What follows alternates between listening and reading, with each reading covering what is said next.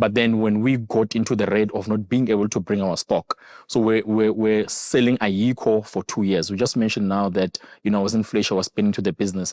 So for that 2 years where we couldn't bring in anything to the country, I was spending in the business.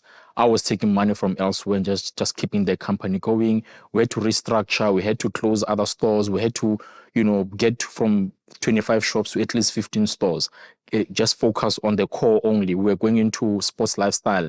We had to deal with Morocco Swallows. Let's stop every other thing that is happening and just focus on the core, which is like footwear.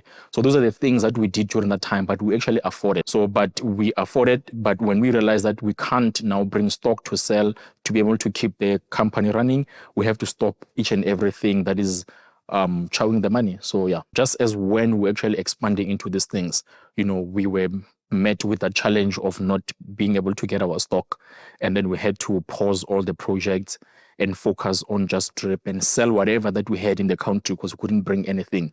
So for 2 years of drip's existence, we couldn't bring stock in the country. Why couldn't you bring stock into the country? So we had a problem with the Reserve Bank in terms of us making payments overseas. So we have a company called the Drip Group and then have another one called Drip Footwear, which is the one that was liquidated. So this one was more of a parent company. It was the one making payments overseas. And this one called Drip Footwear was more of the trading one. And then they said, what is the relationship between the two, and they froze our accounts in terms of the Forex, and we couldn't bring in the stock. Investigated for 2 years, couldn't respond to our emails. We submitted everything, but nothing was happening for 2 years. And in that 2 years, we already had some small stock that we could sustain the business, but it dried down.